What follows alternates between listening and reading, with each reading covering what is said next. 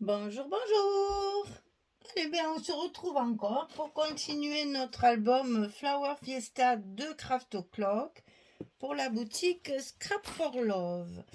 Donc ça, ce sera le projet du mois de juin, n'est-ce pas? Donc on verra par la suite les autres collections qu'elle m'a envoyées pour les mois suivants. Il y a plein de choses. Alors, donc là, celle-là, c'est Flower Fiesta. Nous allons faire la page numéro 4. Donc, c'est le bloc numéro 2 et on fait la page numéro 4. Alors, pas beaucoup de choses à découper ni à coller. Par contre, une petite astuce de fermeture et qu'on va voir ensemble. Alors, heureusement, il n'y a pas beaucoup de collage, comme ça ira vite. Alors, il y a un premier rabat ici en haut, parce que j'ai utilisé la fameuse feuille de la collection 1530. Vous savez, il y a toujours une grande image comme ça, avec les coins arrondis, sur la collection 1530. Donc, je l'ai utilisé comme fond ici. Donc, voilà pourquoi mes mesures. Donc, 23 sur 15,2. Et sur le côté 23, on plie à 20,3 et à 20,8. Petit gousset de 5 mm. 23, 20,3, 20,8. Et ça, comme ça ne fait que 15, on va le centrer sur notre page.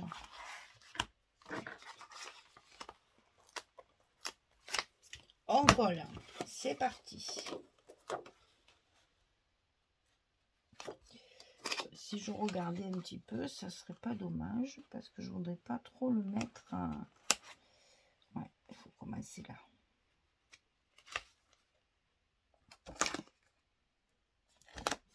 Voilà. Vous avez à peu près un demi-centimètre de chaque côté.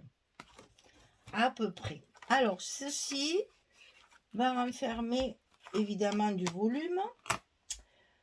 Donc, j'ai voulu fermer avec une petite languette comme ceci et les cartes. Alors, sur la collection 2020, au recto de la couverture, on a des petites cartes comme ceci. Donc, c'est là qu'on va mettre ces petites... Enfin, on va mettre deux parce qu'il y en a quatre. On va en mettre une ici, bien sûr, et une derrière, hein, pour cacher le mécanisme. Alors, ce mécanisme, il fait 20 cm sur 6. Et du côté 20, on va plier à 14,5 et à 15. On a également un petit gousset d'un demi-centimètre comme là. Et ici, il nous reste une grande partie pour que ce soit bien solide. Moi, je ne mets jamais 2 cm. Là, je n'en ai pas assez pour moi. Là, il reste 5 cm bon poids. Et comme ça, au moins, je suis sûre que ça tient bien. Alors ça, on va le coller directement ici sur le bas de notre bloc, bien sûr, au milieu pour que ce soit joli.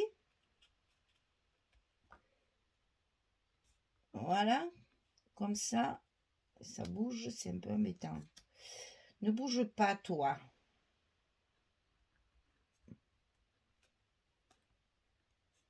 Là, on fait un petit repère.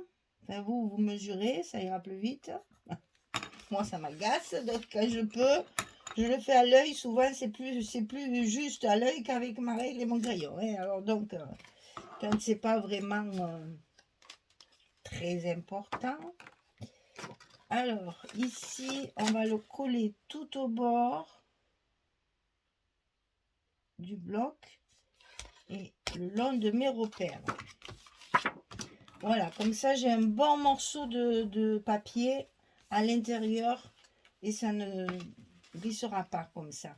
Alors ici, on va coller notre papier d'abord de structure, bien sûr, au milieu. Alors, il faut que ma carte ici, elle soit au milieu. Alors, attendez, on va mettre ça, ce sera plus facile à voir. Parce que dans tout ce marron, vous n'allez rien voir. On va coincer ça, là. Et ça, je veux que ce soit au milieu de ma feuille. En fait, au départ, je voulais faire que ça. Puis finalement, j'ai fait un autre rabat. Voilà. Quand je suis au milieu,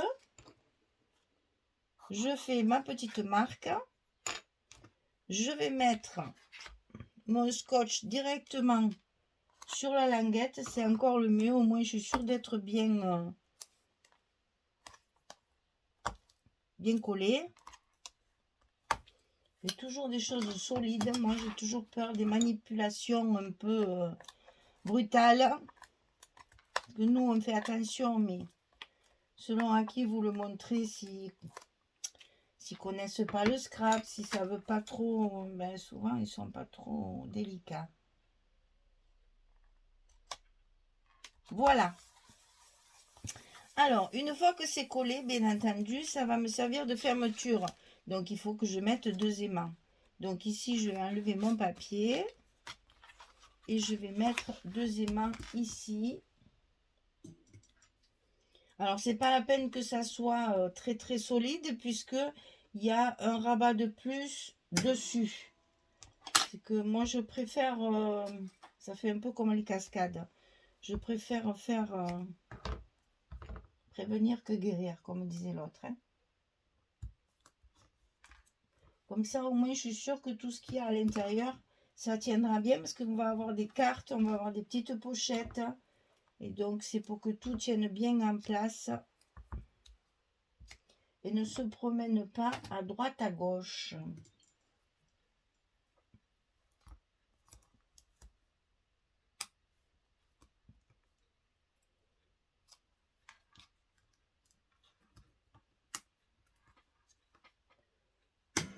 Voilà, allez.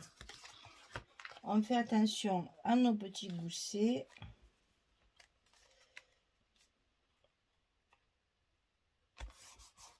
Et on colle. Évidemment, j'ai le trombone juste où il fallait pas. Voilà, nous avons nos petits aimants en place. Donc ça, c'est bon, c'est fait. Bien entendu, il vous faudra recouvrir les parties ici qui vont se voir. Hein, ça, c'est, vous le savez. Ici, il faudra préparer 3 cartes 16-11. Il y en a 3.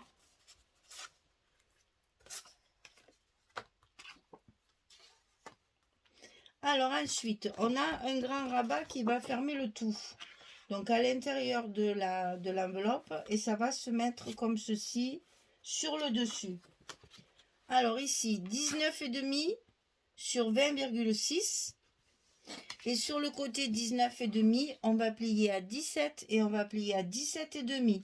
Là aussi, on a un petit gousset d'un demi-centimètre. 19,5, 17, 17,5, 26. Et ça, on le colle à l'intérieur de notre enveloppe sur le côté gauche. Et bien entendu, centré sur notre page, puisque on n'a pas 23 comme notre hauteur de page. Voilà. Voilà. Alors ça, pour le fermer, j'ai fait un peu comme sur ma couverture. C'est-à-dire que j'ai fabriqué avec les die, avec le die de tag, le plus grand que j'ai. Il y a un bout de scotch qui est resté coincé. Voilà. Avec le die ici, le plus grand de la série, j'ai coupé une sème, juste le haut, comme ceci, avec mon papier de structure et 2 petits papiers pour recouvrir. Ensuite, je ne vous donne pas les mesures puisque ça dépend de vos dies ou si vous ne le faites pas, que vous faites autrement. Enfin, ça, c'est à vous de voir. Moi, là, je trouvais que c'était pas pratique pour fermer avec des aimants ici puisqu'on va avoir des épaisseurs. Là, il va y avoir une carte. Donc, j'ai préféré refaire ce genre de truc. Au départ, je voulais le faire pour toutes les pages. Puis finalement, trop de travail. J'en ai fait que là. Ah, mais que je suis bête. Ça, il va falloir le coller à l'intérieur de l'enveloppe.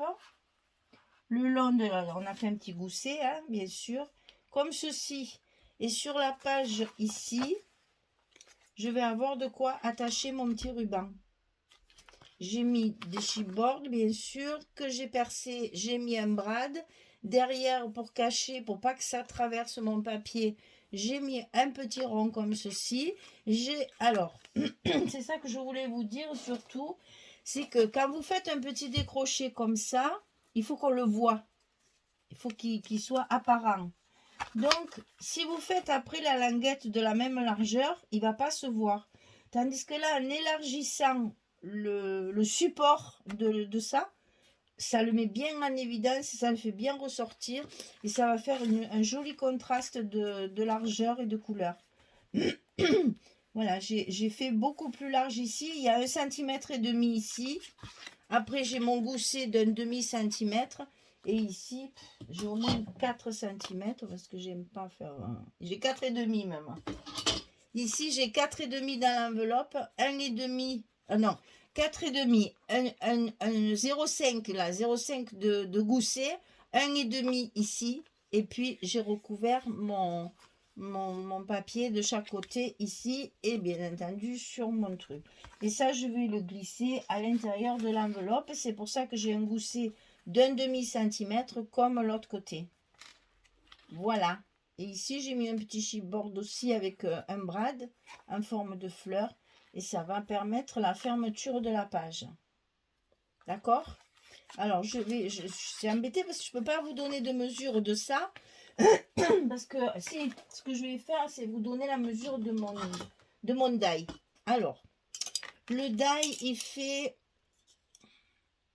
20,7. C'est un Créalis. Je vous l'ai déjà dit dans notre vidéo, mais je le répète. C'est la marque Créalis. Donc là, il fait 20,7 sur 10,5.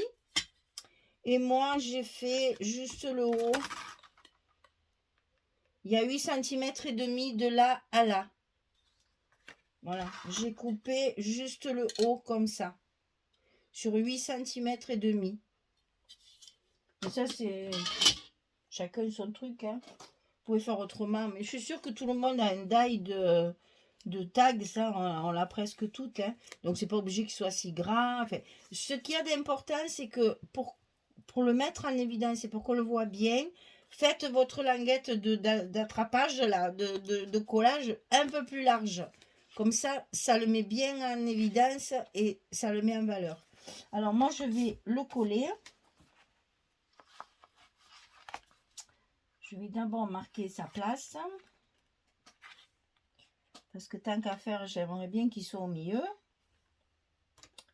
Donc, je vais essayer de me faire un petit repère pour le coller. Et là, pas besoin d'aimant puisqu'il y a le petit ruban qui va servir pour fermer la page.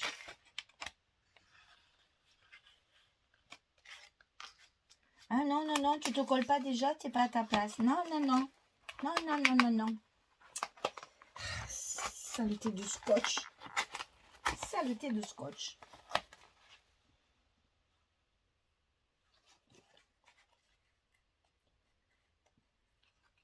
On le rentre bien. Et voilà. Cette fois, il est à sa place.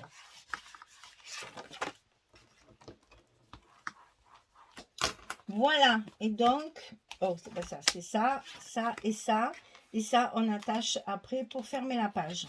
Tout ça doit se mettre en place un peu correctement parce que là, j'ai un peu écrasé le gousset. Voilà. Voilà. Donc, je colle mes papiers. Je prépare tout ça. Et puis, je reviens vers vous pour vous montrer ce que ça donne. À tout de suite. Voilà, donc notre page numéro 4 est terminée. Donc, le bloc est fini. Voilà. Bloc numéro 2. Alors, ça, on va l'ouvrir comme ceci. Ensuite, ici, j'ai mis une petite pochette de la collection Junk. Finalement, c'est bien. Moi, je n'avais jamais combiné les deux, en fait. Si j'achète la collection... Enfin, si j'achetais la collection 15-30 Junk, c'était pour faire un Junk. Et bien, finalement, dans un album, ça fait pas mal, ces petites pochettes-là. Parce qu'au moins, elles sont très, très assorties. Et ça évite de faire des grosses pochettes avec le papier de structure. Je trouve ça très très joli finalement. Bon, là, inutile de vous dire que je vais certainement mettre un truc, mais en fait, on peut mettre la photo là aussi, hein. Ici, j'ai fait une pochette avec un tag de la collection, avec le petit ruban acheté aussi dans la boutique Scrap for Love. Là, je vais compléter ma collection très rapidement parce qu'ils sont vraiment de très bonne qualité et pas chers. Et moi, j'aime bien ça. Donc, je vais compléter ma collection. Ici, encore une pochette. Alors, donc, j'ai fait, hein, voilà, celle-ci, c'est ce papier-là. Celle-ci, c'est ce papier-là. Donc, j'ai interverti pour faire la sortie, puisque là, c'est une page où on est dans les roses. Page numéro 4 et page numéro 5, ce sera en rose. Et après, 6, 7 et 8, c'est bleu puisque la dernière couverture est bleue. Voilà. Donc ici, vous voyez qu'il y a la possibilité de mettre 2, 4, 6, 7 et je ne vous compte pas ici et ici, n'est-ce pas? Donc entre 7 et 8 photos sans problème. Vous avez la possibilité de ranger dans dans cette page. Pour une page verso, c'est pas mal. Voilà. Page numéro 4 terminée. Bloc numéro 2 terminé. Voilà, on va attaquer le bloc numéro 3. Ah oui, c'est ça que je voulais vous dire aussi. C'est que cette fois, pour changer un petit peu, j'ai fait mes emplacements cartes avec du bordeaux. Et ça va très très bien aussi avec le papier. Donc vous voyez, j'ai fait du rose, j'ai fait du bleu. Et là, j'ai fait bordeaux. Je trouve qu'avec les fleurs foncées, ça y va très très bien. On n'a plus qu'à mettre les petites étiquettes de sentiments, les petits mots, et puis voilà. Donc là, j'utilise la planche de tampon aussi que j'ai acheté dans la boutique parce qu'il y a tout ce qu'il faut pour... je les ai presque tous mis, je crois. Hein. Voilà. Allez, page numéro 4 terminée. Je vous dis à très bientôt pour la suite. On va attaquer le bloc numéro 3. Et puis voilà, ben, j'espère que ça vous plaît. Je vous dis à très vite pour la suite. Merci beaucoup. Au revoir tout le monde.